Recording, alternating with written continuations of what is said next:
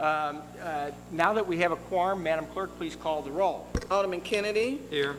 Alderman Boyd. Present. Alderwoman Davis. Alderman Kotar. Alderman Ogilvy. Here. Alderwoman Boyd. Here. Alderman Bosley. Alderman Oldenburg. Chairman Roddy. Present. 5 present, you have a quorum.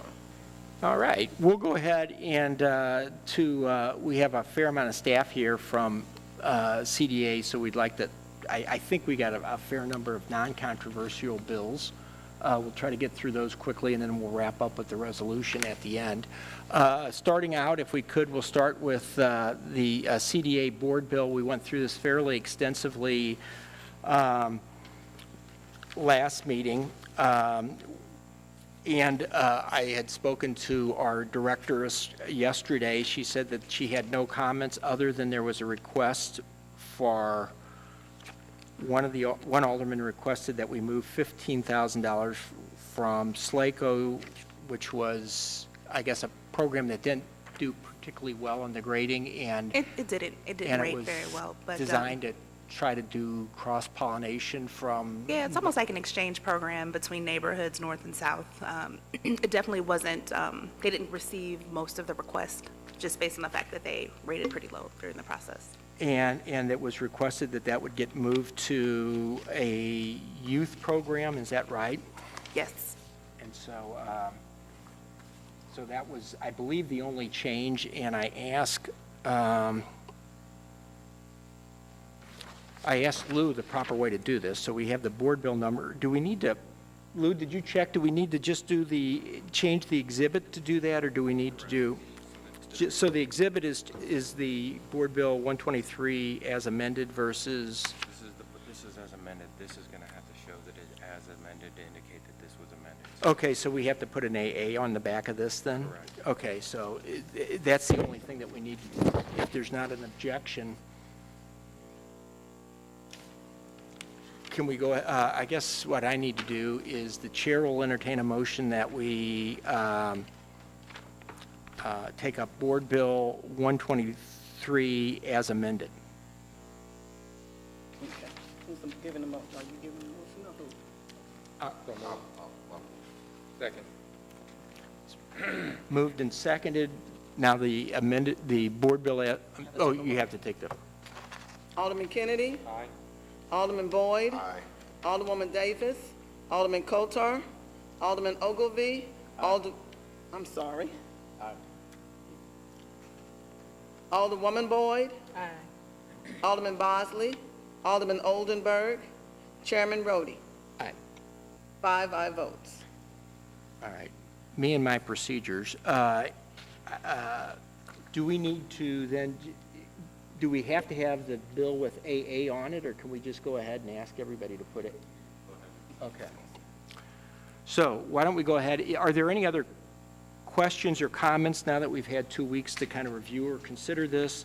The executive director is here. Can I steal one of your tally sheets and we'll go through the. Alderman Kennedy, do you have any questions? No questions. Alderman Boyd, do you have any questions? Alderwoman Boyd, do you have any questions? Oh, I'm sorry, I skipped over Alderman Ogilvy. No questions?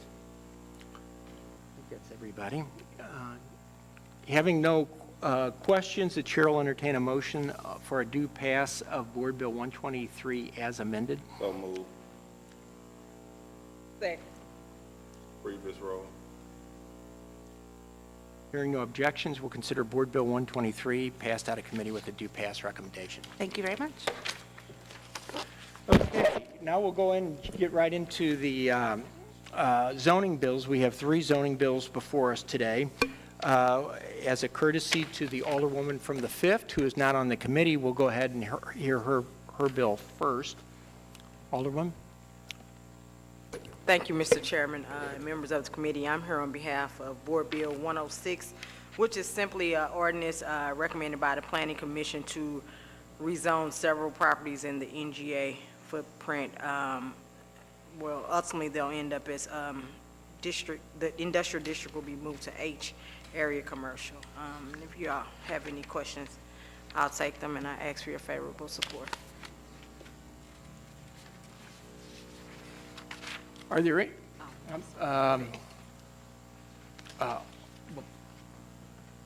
Alderman Boyd, do you have any questions? Sure, good morning, Alderwoman. Good morning. How you feel this morning? Great. How do you feel about NGA? I still feel great about it. Okay. Easy question. Any particular reason why it needs an emergency clause? I'm not exactly sure about that. I don't want to guess, but Russell Halliday is here, and he probably can some insight on that. From my understanding, it's just a condition that was put on us by the federal government to have everything consolidated so that we can move forward, but I'll defer. Alderman. Thank you. Yeah, that is correct. It is actually in the agreement with the federal government, and therefore we needed to meet the time frame to commit to that. Okay, so there's a time constraint with this. Okay, thank you. No further questions. Okay, Alderwoman Boyd? No, he asked. I'm sorry, Scott, Alderman Ogilvy, I keep jumping right over you. I apologize. So all the properties within the NGA footprint are just getting zoned H. That's the gist of it. Okay. Thanks. That's it. Alderman Kennedy? No questions. Hearing no other questions, the chair will entertain a motion that we pass out of Committee Board Bill number 106. Don't move. Second. We'll give it to Alderman Boyd. I'll ask for previous roll. Am I on it? Hearing no objections, we'll consider Board Bill 106 passed out of committee with a do pass recommendation. Thank you. Then I have been advised by the President's office that a gentleman from zoning will speak to Board Bill number 104. It's my understanding the President's sponsoring this on behalf of the second ward, the Alderwoman from the second ward who's no longer with us. And I'm sorry, if you could identify yourself for us, if you would. Yes, my name is Terrell Island, and I'm zoning plan examiner in the zoning office, and I'm representing Miss Mary Hart-Burton, who couldn't be here today. Did you just want to explain what's occurring in the bill then for us? Sure, I am just going to read a summary of what's going on with this particular rezoning.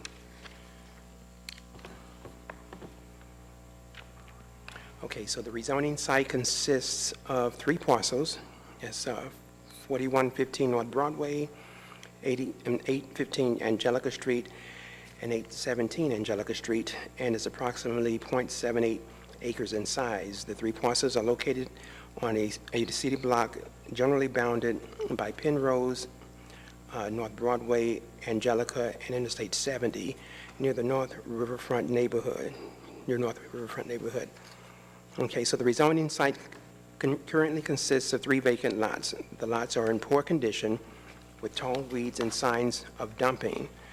Sandbar maps indicate the parcels were once used as a junkyard. The largest parcel, 4115 North Broadway, is a dual zone parcel that is currently Zone C, Multiple Family Dwelling District, and J, Industrial District. The remaining 2 parcels are currently Zone C, Multiple Family Dwelling District. The petition is proposing to rezone the 3 parcels to the J Industrial District. The petitioner would like to consolidate these 3 parcels with 5 adjacent parcels, which are vacant lots and are currently zoned J Industrial District, and 2 adjacent alleys, which are in the process of being vacated, into a single parcel for the purpose of constructing a 17,600 square foot manufacturing/warehouse building with related off-street parking. As currently zoned, the more restrictive regulations of the C Multiple Family Dwelling District would apply, which would not allow the proposed uses. The rezoning of the 3 parcels to the J Industrial District would allow for the proposed development project to be in compliance with the provisions of the zoning code. So this is, I believe, a paper manufacturer, and they want to move their facility, they're going to provide an additional facility in addition to the one that they have on DeSoto to house like cans for the the primer that they use, and they're going to have like large rolls of paper that they're going to store here. And they want to build a large warehouse, metal warehouse to house all of this equipment, materials. Are there any questions or comments? Thank you, Terrell. Alderman Kennedy, do you have any questions? No questions. Alderman Boyd? It's just a curious question, not necessarily for the bill, but since you're there, Terrell. How well your office work with the assessor's office? How do we work with the assessor's How office? well? Are you guys closely tied together? Yes, we do have to work with the assessor's office in regard to making sure that maps are updated. If something is rezoned, we have to verify whether or not the zoning's actually been changed on the map and in their record, so. Out of curiosity, are the valuations different based on zoning codes when the assessor assess property? Do you know? Now, I really can't speak to that, but I'm sure that, when someone's rezoning a property from residential to commercial, it raises the property value. You have to pay more taxes, of course, when it's. Okay. All right. Thank you for sharing that. Appreciate it. No further questions. Alderman Ogilvy? No questions. Alderwoman Boyd? No questions. And I have none. So at this point, the chair will entertain a motion that we pass out Board Bill number 104 with a due pass recommendation. So moved. Second. Been Previous row. moved, seconded. Request for previous roll. Hearing no objections, we'll consider Board Bill number 104 pass out of committee with a due pass recommendation. Thank you. Thank you. Then we are up to Alderman Kennedy, who we've serves on the committee, so we waited till the end for his. Alderman, Board Bill number 103.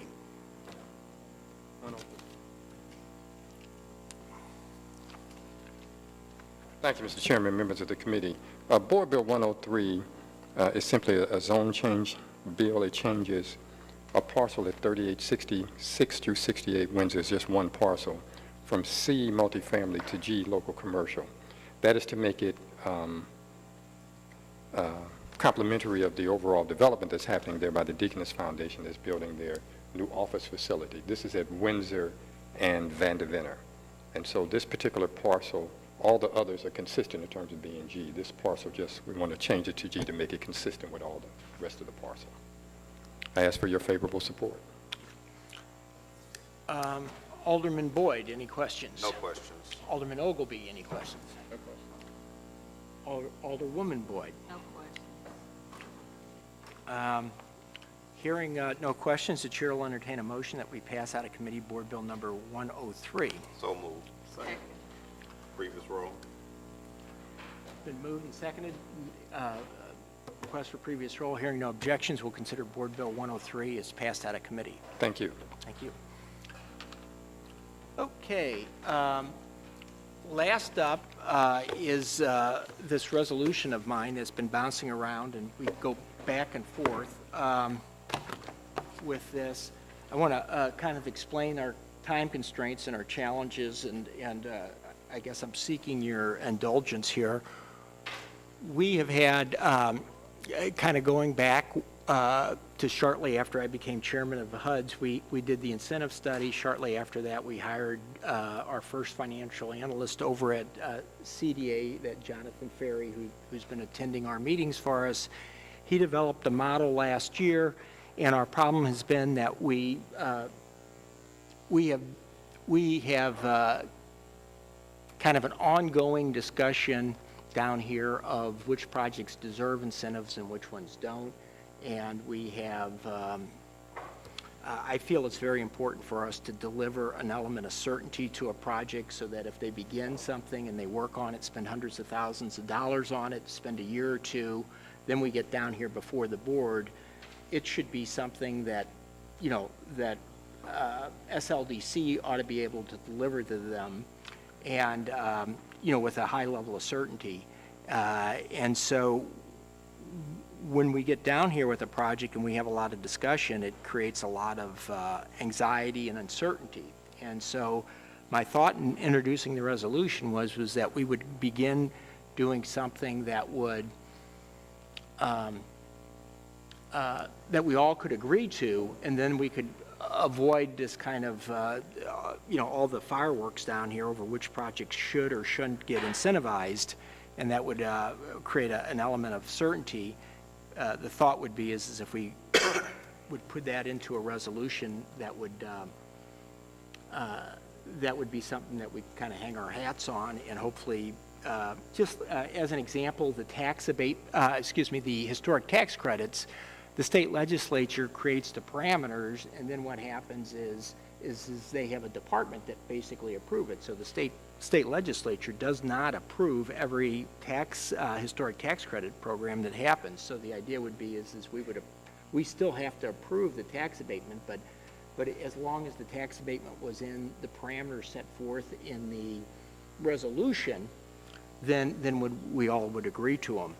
So that's what we're trying to do, and Jonathan is our sole person over there who's been working on, developing the model and so forth, and he has other responsibilities in addition to this, so this is just one of his, and he's had a kind of a family situation. His wife is going through a problem pregnancy, and so, that's why he's not here today. I found out about it late last night, so I'm going to kind of be handling some of his stuff, so bear with me. I'm going to try to go through his presentation. But we did not get done as much as we would like to have done.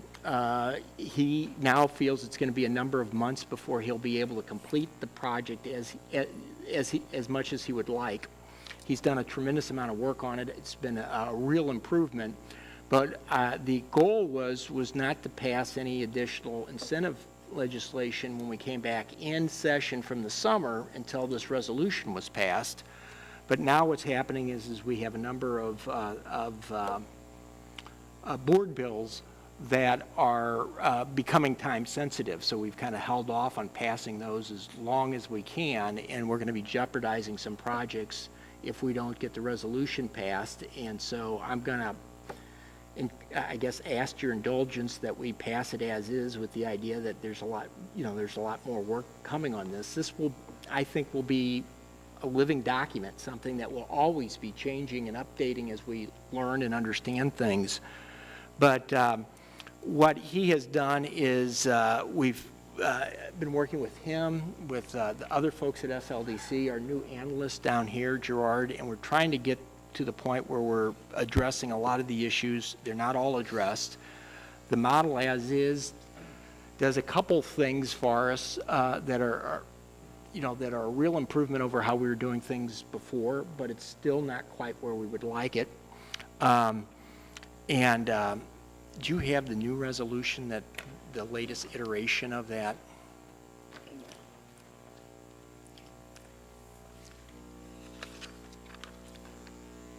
And then it's the original is in the packet, and then that's the amended version that he's passing out.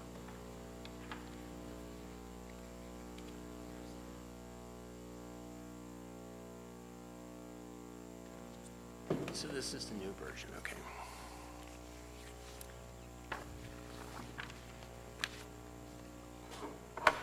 Now, I'm sorry, I just found out, I got an email from him last night, but it was after I went to bed, so I found out about 5:30 or 6 this morning that he wasn't going to be here. So forgive me for being a little disorganized today. I was going to let him walk through the model if anybody wanted to see, the slideshow that kind of explains how the model works. I'll attempt to do that if there's a request for that. But where we want to, let me kind of talk about where we are now with the model and where we eventually want to be with it. We wanted to go ahead and be providing incentives to projects that are reflective of our values.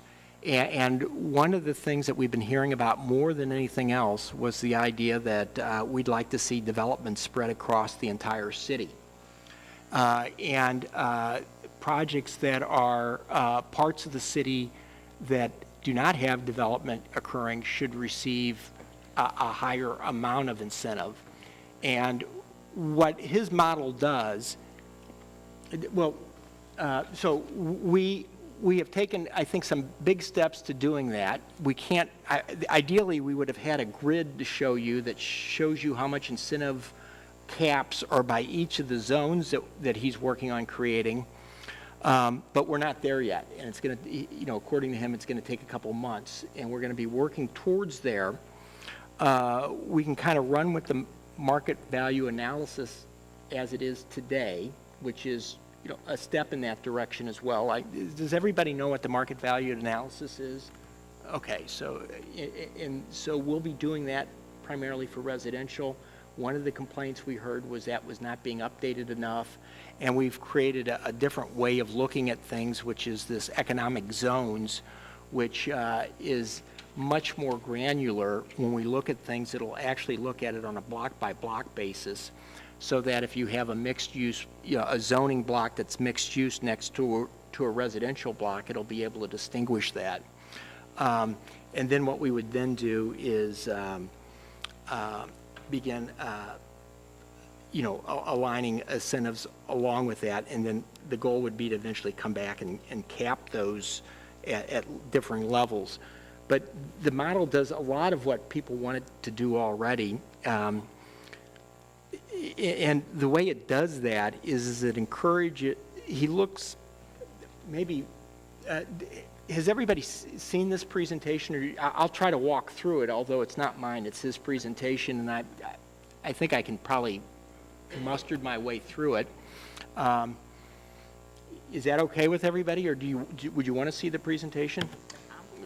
I think the alderman from the 24th had seen it the other day, had you not, Alderman? Is this the same presentation that was in neighborhood development? Neighborhood development, correct. I've seen it. Okay. Alderman Boyd, have you seen this?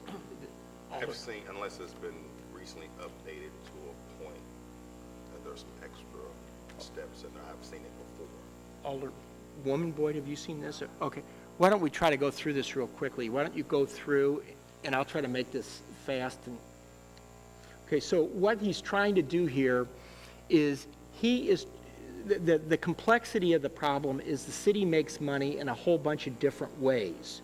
It makes money off of real estate taxes, but not as much as the school system. It makes money off of sales taxes, earnings taxes, and so forth. And so because of that, it creates a real complex process for us to figure out how much money we're making at any particular site. But he has access to a number of databases, and he can then take a look and see how much money we're making at a particular location. And then from that, he tries to make sure and see how much money we're making at, on the parcel next to it, on that block. And this is really designed to try to incentivize projects that only are going to make more money for us. So it's really trying to target them for things to make more money. And in other words, we're encouraging density, which is kind of a smart growth concept. The more people that we have living in a smaller area, the more efficiently it is for us to deliver services, and the more money we make on a per square foot basis. So we have 64 square miles in the city, and the question is how can we get the most money off of those 64 square miles? Think of yourself as kind of being somebody who's leasing space in an office building, and the space by the window, it should get the highest rent. And the space by, in the middle of the building with no window gets the lowest rent. So what we're trying to do is figure out which blocks pay the highest rent, in other words, pay the most in taxes, and anything that we incentivize on those blocks have to really go ahead and increase the amount of revenue that we're making from those blocks. So let's kind of walk through. The first thing that we did, and we did this right away, right after Jonathan got hired, we started doing this. Flip to the next slide. The big thing that we started doing was substitution effect. And what we did here was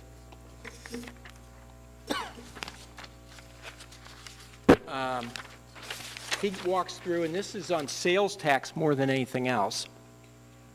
Oh, I'm sorry. Alderwoman Boyd.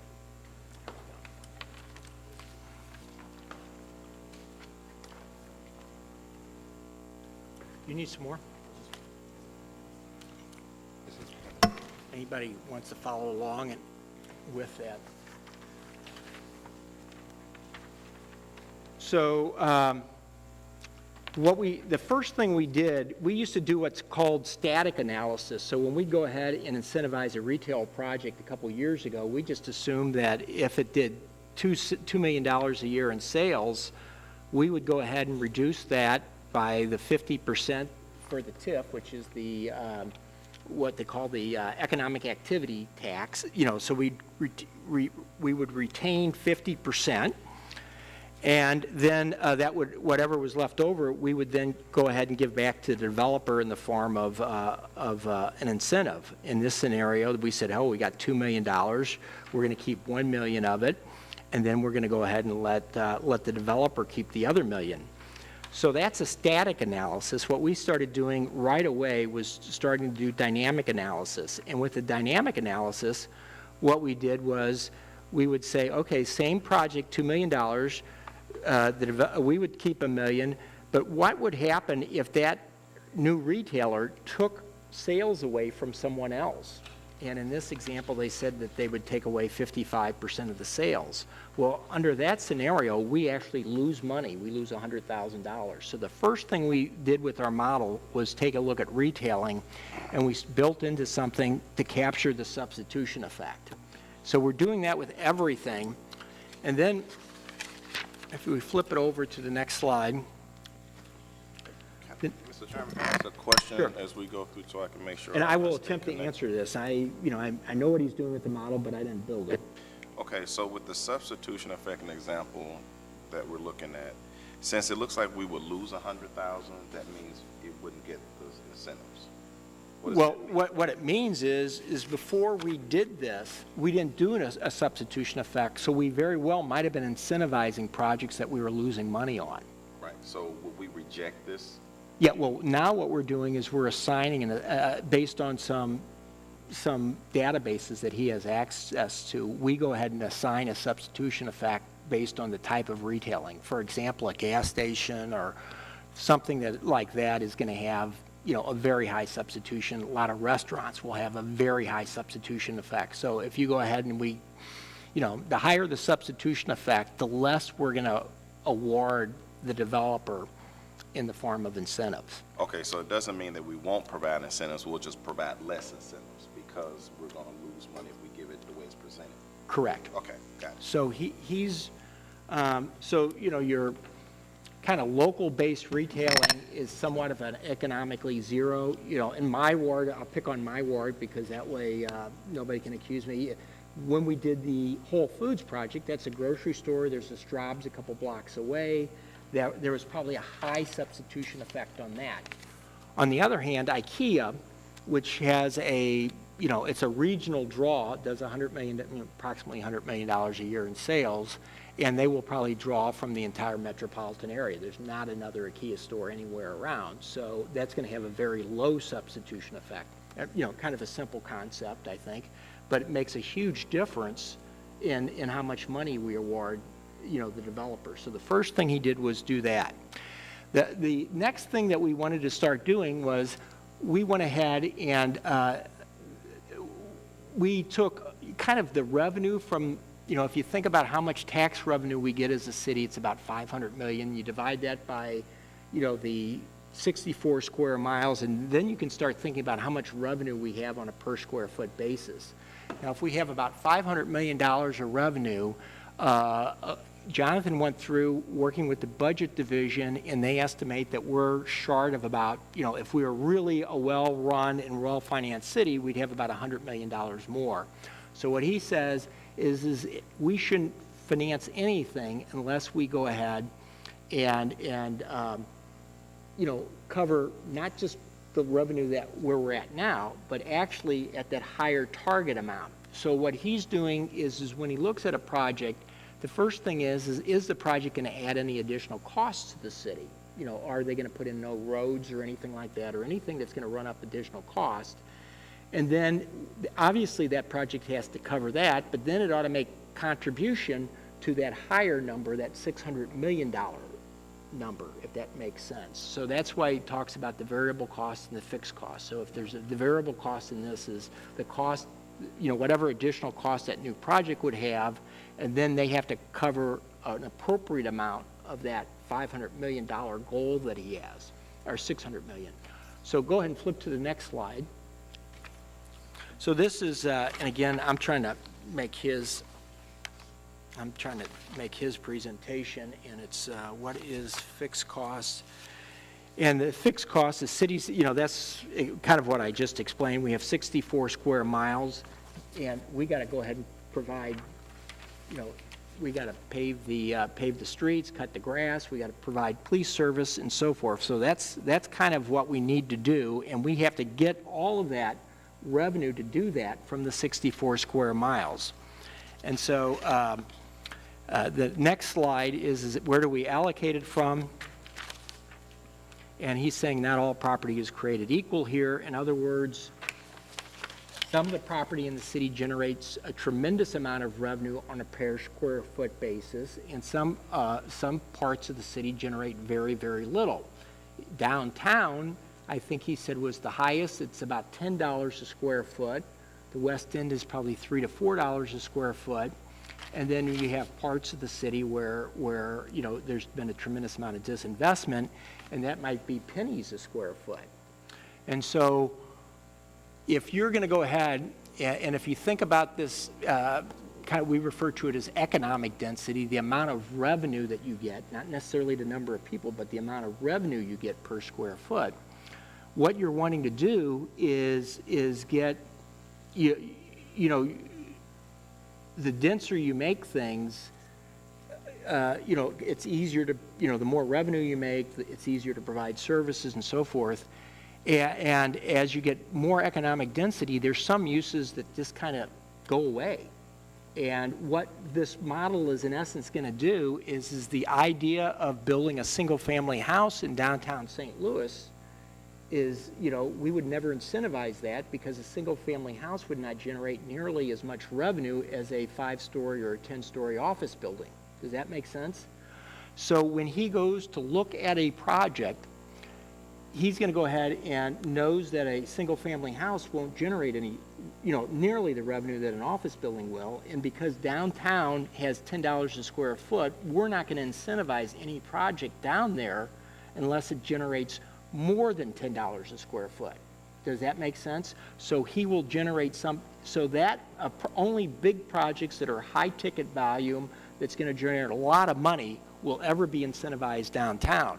Now what that means then is lower density projects will then not be able to build downtown. Right.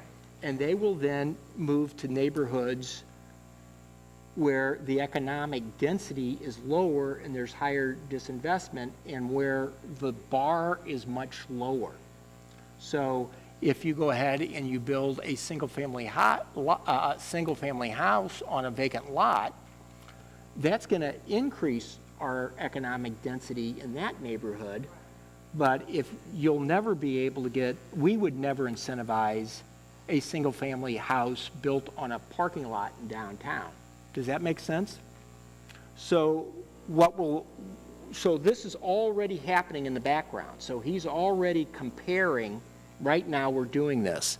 And he can go do this and do it on a block-by-block basis and kind of get an idea of how much economic activity is occurring on some blocks. Now, depending on the zoning and the uses there right now, and so from that, he's developed this map, which will be probably the next version of the market value analysis map, okay?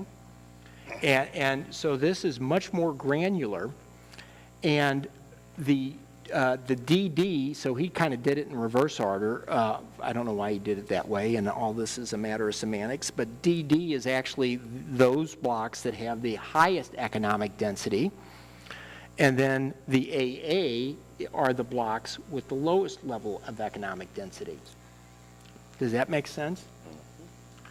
And so what will be happening here is we still might be we will be incentivizing projects in some areas, but in order to get incentivized in the strong neighborhoods, it has to be something that is it has to be far more profitable for the city than a project that would need to be incentivized somewhere else. Does that make sense? Now, the goal is for him to go through this, so what will eventually spill out of this is that you will see that some of the strongest neighborhoods, the DDs, the DCs, DBs, and stuff like that, will never justify having a single-family house built. So we're going to build a grid, and different types of uses will have different, we are motivated to do things differently depending on the use. You know, single-family, low-density residential versus high-density residential versus mixed use, which would be retail on the first floor and something else above it, versus offices. Each of those things are going to have a different profile, and he will eventually have a grid. And what I think you'll find out is that, you know, single-family homes in some neighborhoods will never be incentivized. You know, there'll be zero incentive. And then we might at some point, you know, we'll probably still have a modest amount of incentive for, you know, maybe higher densities. But in some neighborhoods, you will get, and office buildings, if we get a 20-story office building or a 30-story office building anywhere in St. Louis, we will probably incentivize it. But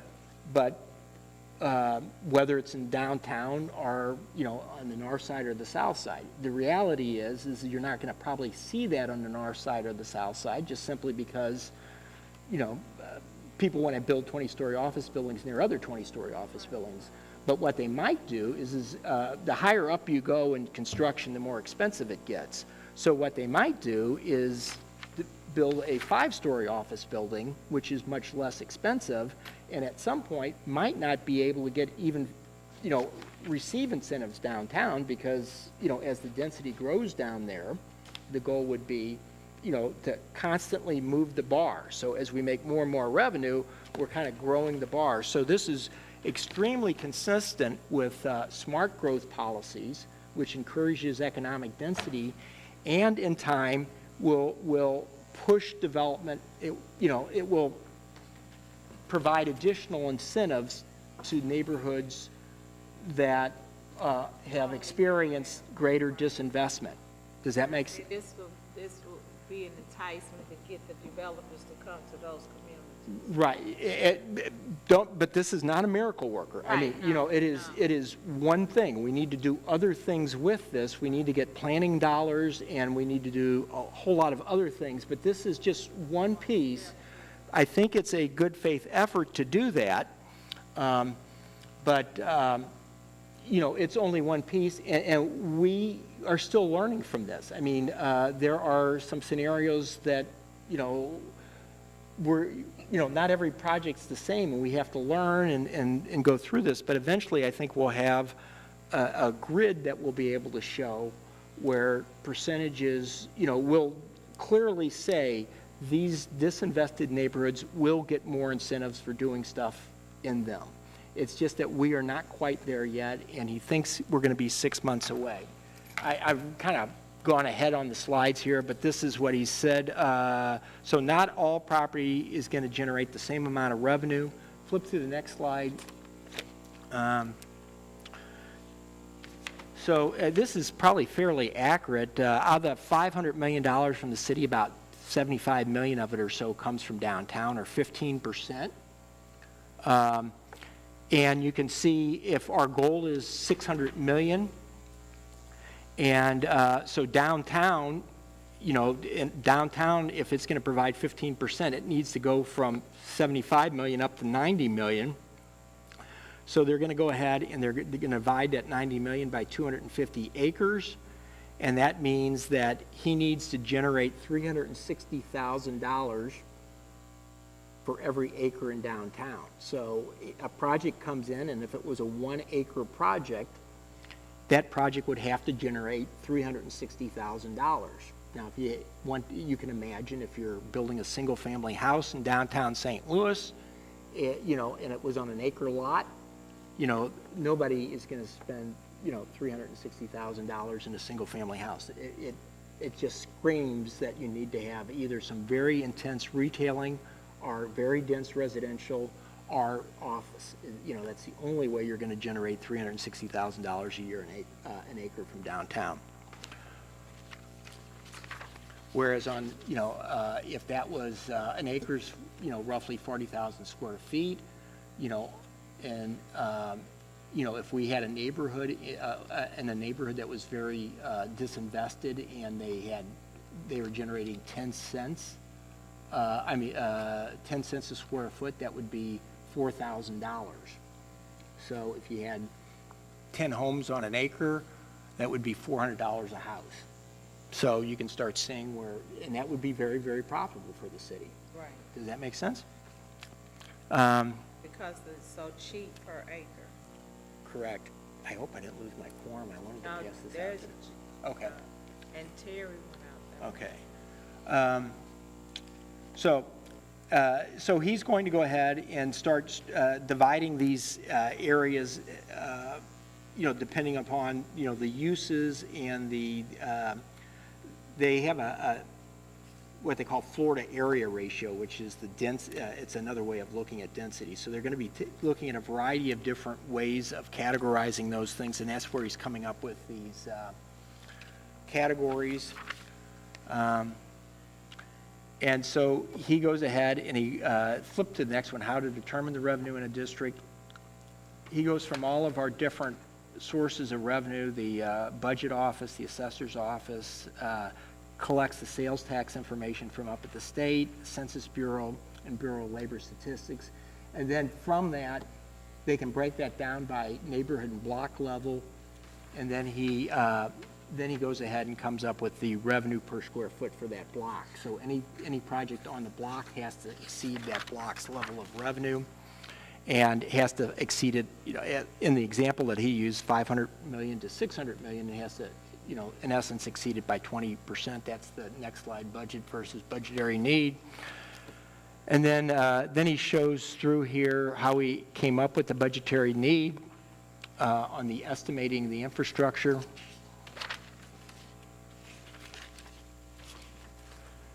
And then this is an example. Now, I hope I can walk my way through this one. Let's see. Ballpark Village 2 was the example. It's 2.75 acres. So he says that we need $300,000 an acre for that. So he needs the city needs to make $825,000 off of that project is what he's saying. And so after substitution effect and everything, he guesses that his estimation is that the project will make 1.8 million. The incentive cost is 1.4, and so that leaves us, and he assumes a growth rate of 2% and a term of 23 years, and then he projects that out, and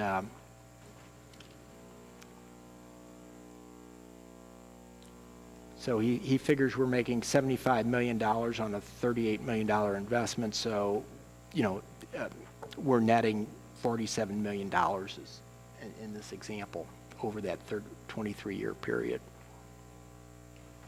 And then he rates that. So that's how he kind of takes a look at these things. Now, what the resolution does in other parts of it is some of the complaints has been that we've been, you know, too aggressive in some of these projects by, you know, by committing some of our side of the economic activity. So the 50% economic activity tax, and so we've been too aggressive, and so the resolution speaks to some of that there, and we can kind of go through that in a second.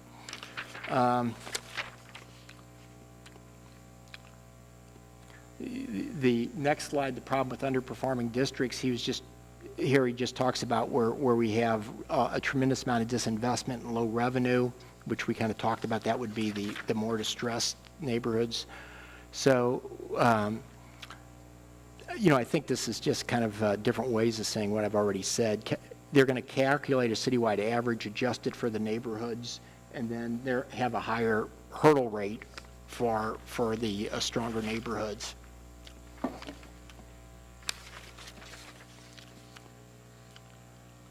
And I'm skipping down a couple here. Revenue generation comparison. Okay, so this is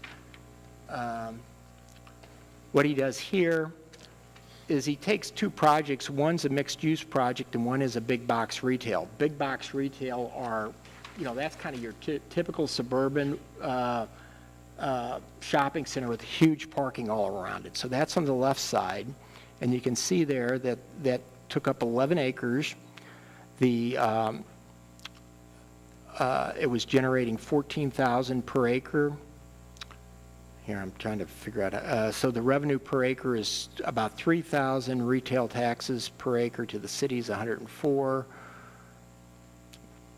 And he calculates that jobs, he throws all that in, and I'm sitting here trying to do his thing, and I'm not really sure. Earnings per, so basically the total tax per acre is 104,000, and the estimated cost for the city is 64. Whereas the next project is only 1.2 acres, but when you go ahead and go through all the gyrations there, you can see that it's generating 294,000 per acre, so it's far more profitable. So the high density versus the more big box retail. So anyway, he's going through this and he's just showing out how he can, yeah, and I'm going to get it all mucked up after this, but does that kind of give you a better explanation, Alderman Ogilvy? I know I butchered that, but does that, I think you're familiar with this, we've talked. Who else is out in the audience there? Was that? Was Jeffrey? Okay. Are you okay, Jeffrey, on this? Okay. So that is kind of the gist of it. Linda, do you, we have the mayor's executive director of economic development, or deputy mayor for development. Did you have anything you wanted to say? I think this is a great start, and, I'm thinking, I appreciate y'all drilling down on this and helping us understand more about The Alderman Boyd would like you in front of them. Linda Martinez, Deputy Mayor for Development. And Otis is here, and he can speak to it as well. I think this is, something that's very thoughtful, and I think, and it's kind of the same thing we're dealing with when it comes to a long-term lease of the airport or Amazon or anything else. I think we really need to have a very structured approach that helps people know exactly what to expect. Not to have invested money in putting options on property and doing environmental due diligence and doing some initial designs and then find out, they can't make the numbers work. With an approach that gives us certainty, I think we'll have a lot better response from the development community. And that's really, we have these assets of land and opportunity and a market. So, I would appreciate the opportunity to think a little bit more about how do we make sure, because I think we got some pieces of that for tax abatement, but how do we have it for the larger scale and catalytic projects? And I think with a little more time, I think you're talking about with Jonathan Ferry, maybe we can come up with a little bit more outline for certainty that, people will know if they come here and develop a mixed use project, or they come here and do, a whole new neighborhood, where we have vacant land, what can they expect from us up front? I don't know if you have any thoughts or questions about that, but I think this is really down that path, and I'm, looking forward to spending more time with you all to refine that. We have our director of, I'm sorry. Is there a question before we go to Otis? Sure, absolutely. Linda, just for clarity for people that may be new to HUD, can you explain to us what your role is as deputy mayor for development? Whatever Otis tells me to do, that's my job. No, what I think what both Otis's job and my job is how do we take the wonderful area that we are, this vibrant business and residential community, and take it to the next level. I think we've got a budget that's a challenge, and we spend a lot of money on vacant property. And we spend a lot of money waiting for buildings to get rehabbed, and then you go around to the alley and you see that the back half of the building's fallen off, and maybe it really can't be rehabbed. And so I think, how do we attract people to our community and to live, to shop, to go to entertainment, to go, to bring their businesses here, or to me, actually, the most important thing is the ones that are already here. how do we get them to expand? And when you look at BJC and Washington University, and they're spending $2 billion in this city because they're here already and they're growing. So how do we take that same kind of model and apply it to other companies? So I think, you know, having the opportunity to work here in our community as well as live here, I think is, you know, it's, so my job is to, whatever the barriers are to development, to think about potentially another way to work around them and overcome them. Thank you.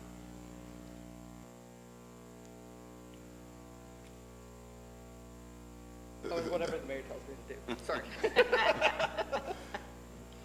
Thank you, Mr. Chair.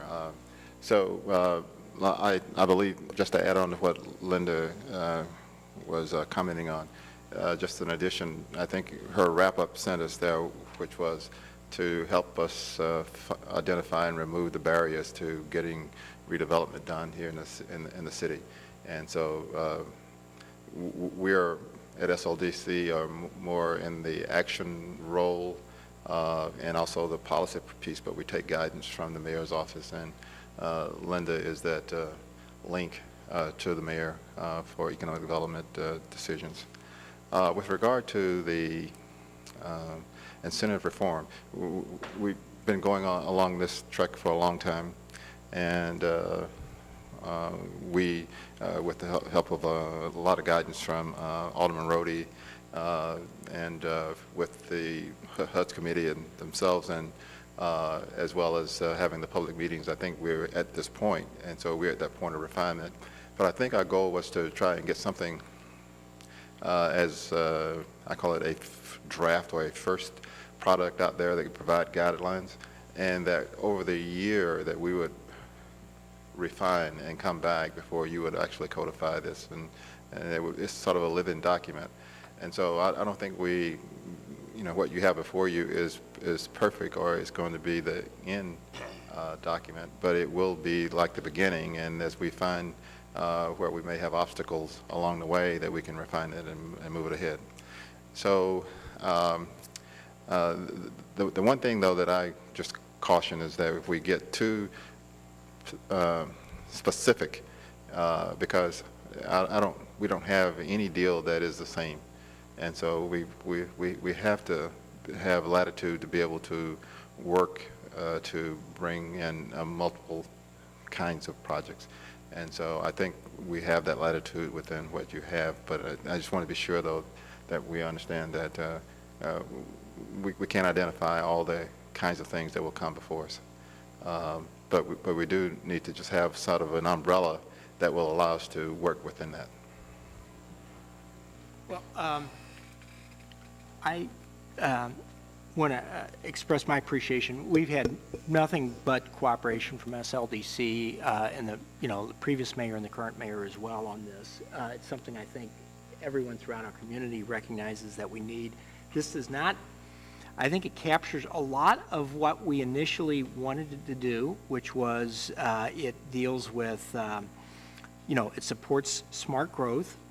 It creates a, kind of a handicap, gives a bit of an advantage for some development outside of the central corridor. It does not address a couple of things. It doesn't, give a specific cap that we can actually visualize and actually show people, which is something I really would like to have seen. And it does not, it really, I guess, one of the issues that came up was the whole idea of some higher income households paying at least a minimum amount of real estate taxes. I talked to Jonathan about that, and that would be, in other words, that we go ahead and we're kind of looking after this very much from the city's perspective right now. We're not looking at it necessarily through another lens of what's about the schools. And I think we would expect that to come out in the next iteration of this. And I think we can do that relatively easily. In other words, that, if somebody builds a $400,000 or $500,000 house, they ought to, the average real estate tax bill in the city is about $900 per living unit. So, if you build a $500,000 house, and if it's tax abated, that should probably still pay at least $900 then. And so we could probably think about how to design something like that, but I think that's probably a later iteration. But I think this is a good first step for us. It goes ahead and it lops out some of the things that many people had concerns about. We did that we kept all of that language from the previous resolutions. I think it gives, I hope, clear direction to SLDC that if they come over with something that's, that's clearly in excess of what we agreed to here, that, is caveat emptor from the standpoint of the developer needs to be aware that, the Board of Aldermen is, it's out of the parameters that's been approved, and that doesn't mean necessarily that we're going to say no, but from my standpoint, what I'm trying to do is get a group of the aldermen to kind of at least agree to these things, and if it's beyond that, and we'd still have other programs that we can talk about, whether it's new market tax credits and everything else. The next thing that I think we need to work on is reports that will start documenting the development and, kind of giving us a better summary report of all the activity that's going on. But Mr. Chairman, I think that what we were looking at is really sort of some guidelines, and we will bring things to you. If we have something outside of what you have described, we will clearly identify and make a case for doing something other than what you have identified. okay, I'm hoping is Alderman Kennedy still here, or? His previous role. Okay, well, why don't we provide opportunity for any questions on this? Alderman Boyd, do you have any questions or comments that you would like to make? Sure. Mr. Chairman, where are we on community benefit agreements within the context of this resolution? Because I know that's a hot button topic that's being talked about, and it's... I believe the resolution kind of anticipates us taking that up next. So I thought we could kind of walk before we run. If we get this done, then, I think we need to regroup and start. We have 2 community benefit agreement bills before us, and I just wanted to get this done first, and we will probably take those up. I don't know if we'll get to it before Christmas or not, but we will hopefully take that up before we adjourn in April. But that doesn't preclude SLDC from negotiating one within a TIF or tax abatement deal, right? That's correct. I think I think these things are all kind of value judgments. Everybody says there's, the sudden interest in community benefit agreements. We've been doing, I've been doing some versions of them in my ward, and we've had other aldermen work on them for a long time in different ways. But when you do that, you are pulling money away from school districts or the other underlying tax districts. So, I think we need to begin thinking about what we want to do with those community benefit agreements, and I think, make sure that they appropriately reflect the value of our shared values. Okay, thank you. Linda, I'm sorry. I think you're right. I mean, everybody now uses the term community benefit agreements, and it means different things to different people, but SLDC and the city and you all as aldermen have been approving community benefit agreements and directly and indirectly forever. We require inclusion when it comes to subcontractors and contractors for construction. We require living wage. We require use of city residents. For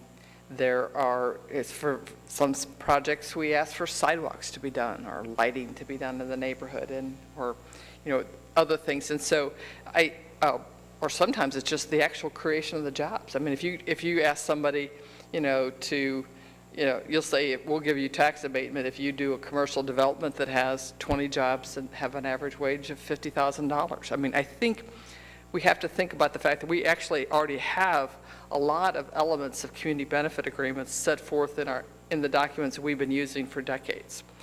And, I think that sometimes, I think we lose sight of that, but people fix streets or they help us with the cost of government. And if you think about it, it comes straight out of the tax abatements and the TIFs that we give. And so we're already paying for a lot of this through, if you say to a developer, I'll give you, 90% tax abatement for 10 years, but I want you to fix the sidewalks. You're actually just taking some of that tax dollars, that 90%, that would have come into the city, and you're saying spend it on a governmental purpose. And so, I just want to make sure that we're clear that we've had community benefit agreements for years. It's not, it's not necessarily as refined as it will be and defined as it will be, but the TIF redevelopment agreement, very detailed on governmental expenses that are being paid for by the developer. And tax abatement is the same way. So I think that it's a redirection of our tax dollars to these governmental elements and things that help us. Like I said, if we get somebody to create 20 jobs that pays $50,000, that helps us a lot. And so I just want to make sure that we're thinking about what we've actually already done in this area. Well, no, stay right there for me, Linda, because you've opened up a door to something bigger than what you just said, because you're right. We may ask if they would fix a sidewalk or do something that really benefits the development project. It doesn't necessarily benefit the community or a neighborhood per se. It's directly tied to that development. It's smart development when you want to have more minority participation than you would normally have. It only makes good business sense if you're creating a new business and you're going to hire 50 people. I mean, so that's already understood. I mean, that goes without saying that those things, the mechanics of those things will happen. When I think, and it's just me, of a community benefit agreement, I think about a way that the neighborhood or that community is directly impacted in an indirect way. And what I say by that, I'm reminded when I used to work for the city of Ferguson, and I was their housing coordinator, and I ran their neighborhood improvement program. What they did with Emerson Electric was required them to put $250,000 donated to the nonprofit organization. The nonprofit organization used that money to make low to no interest loans in that neighborhood to fix up homes around Emerson. So that is the type of community benefit that I know I would be looking for and would appreciate, not the standard we know that, and not to be disrespectful to what you said, but that's not the conversation that I expect that's going to be elevated out of fairness, because we have TDDs and CDDs that we do so they can do sidewalks and streets and all other kind of stuff, and that's rolled up in a whole, big incentive package, because there's some projects they have the TIF, and again, the other alphabets tied to it. And yes, they fix sidewalks, and yes, they fix streets, which is a public good, but the public still end up paying for it anyway with the extra 1%. I very definitely see what you're saying. I guess what I'm thinking is, and there's two different pieces to it, but if you gave somebody $10,000 of tax abatement, and you said, could you put $1,000 into a housing organization? What you're doing is taking money from the schools, and you're taking money from the junior college, and you're taking money from the library district, and you're redirecting those tax dollars to performing a governmental function, helping low-income housing be developed, or helping other neighborhood activities, job training or whatever. And part of me thinks, if the money could go to the city, then maybe CDA could do some more work, or LRA could do some more work, or SLDC. Instead of funding, small organizations, could we, as a government, do our service to all neighborhoods better, instead of just saying, well, we want you, because you're developing in this neighborhood, to further develop that neighborhood. How does the whole city, north, south, central, benefit by giving less tax abatement and not diverting tax abatement to other things? Now, there's merits to both, but, I want the whole government to work, not just neighborhood by neighborhood. Right, but each neighborhood is part of the whole. I agree, 100%. So my next question is to Otis. Otis, for the new members, I think I fairly understand the process. So, for the sake of, like Alderwoman Boyd, walk us through the process of getting a board bill to the HUD's committee. What's going on with talking to the developer, to all that other mechanical stuff in between? Generally, there's an interest expressed either by the neighborhood or by a developer. Generally, when it comes to us, it's the developer involved. But we also are having those early discussions with the neighborhood and with Alderman about some of the interests and items that they would like to see done there as well. But in order to get it to the board, if it is a TIF, we have a preliminary meeting that will include the alderman that is impacted by the project, the developer, a representative from each member of the Board of Estimate and Apportionment, and with the developer who then briefs the project. We all take a look at it and determine whether or not it is ready for the preliminary meeting of the TIF Commission. And if we all agree, then a date is set for that TIF Commission meeting, first one. Dale's group will post it according to the statutes, and essentially the first meeting is held. 45 days later, the public hearing is held, and then 14 days later, it is here to the Board of Aldermen. That's essentially how the TIF piece of it works. With the tax abatement, it is identifying a request for tax abatement, and the tax abatement is either a redevelopment plan or blighting ordinances prepared by Dale's group, and it is then taken to the Land Clearance and Redevelopment Authority, and the board there will have a recommendation. Essentially, their approval is a recommendation to the board for a certain level of tax abatement, or either denial, and then it comes to the board for approval. I think that I. Yeah. Okay. You missed one step in the tax abatement process. Okay. The Planning Commission. You're right. I did. And tell me, with the TIF, because sitting on Planning Commission on behalf of the chairman, gives me a little more insight on what's going on with the city. So the Planning Commission is involved when it's tax abatement. Are they not involved when it's a TIF? Dale, I don't believe. Dale, can you come to the mic, please?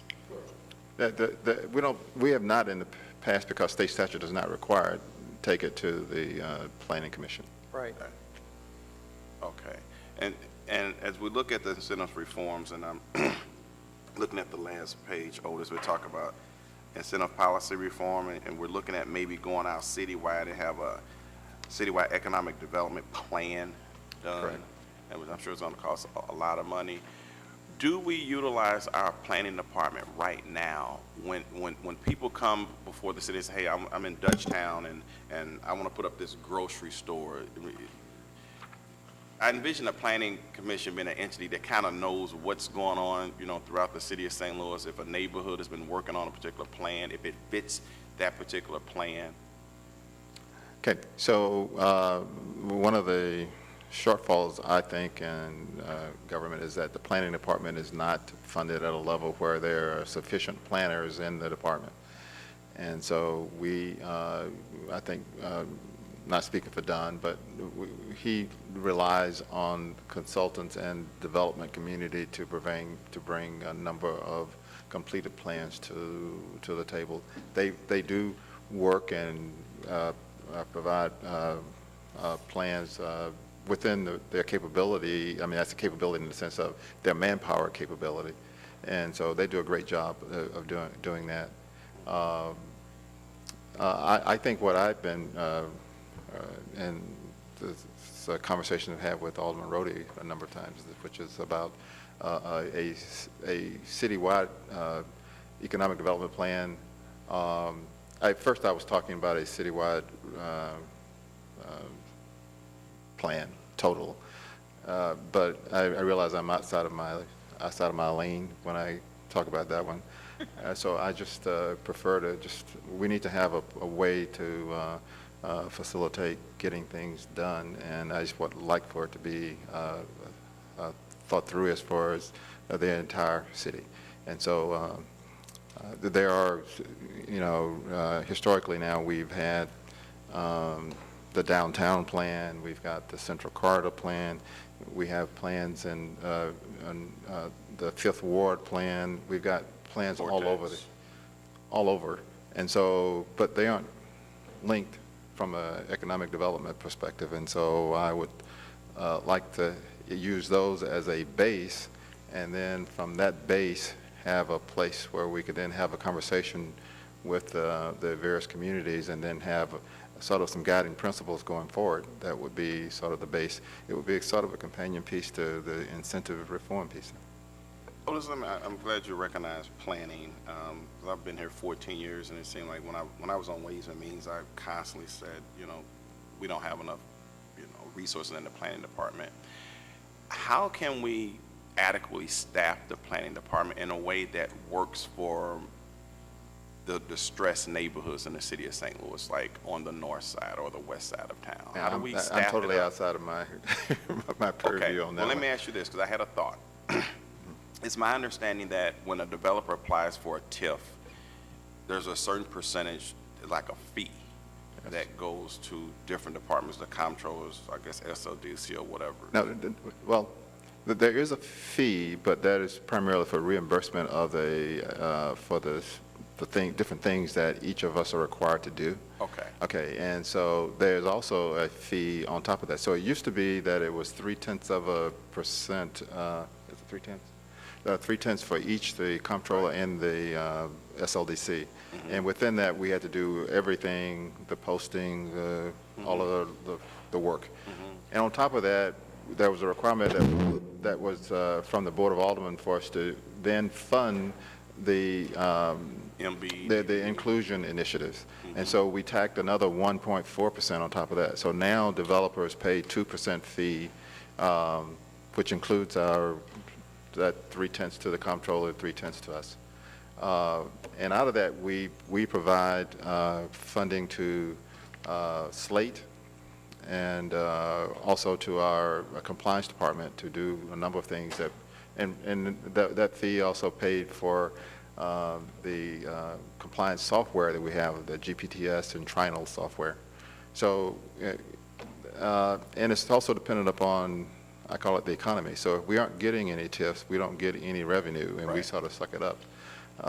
But if we are, then there's potential for something. How do we compare with other major cities when it comes to as far as that percentage? Because I would think most cities charge some type of percentage.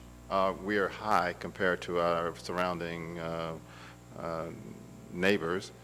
They see it as a way of, but on that, saying that, we are probably, of the major cities, we are maybe the only one that does not receive any general revenue funding to support economic development.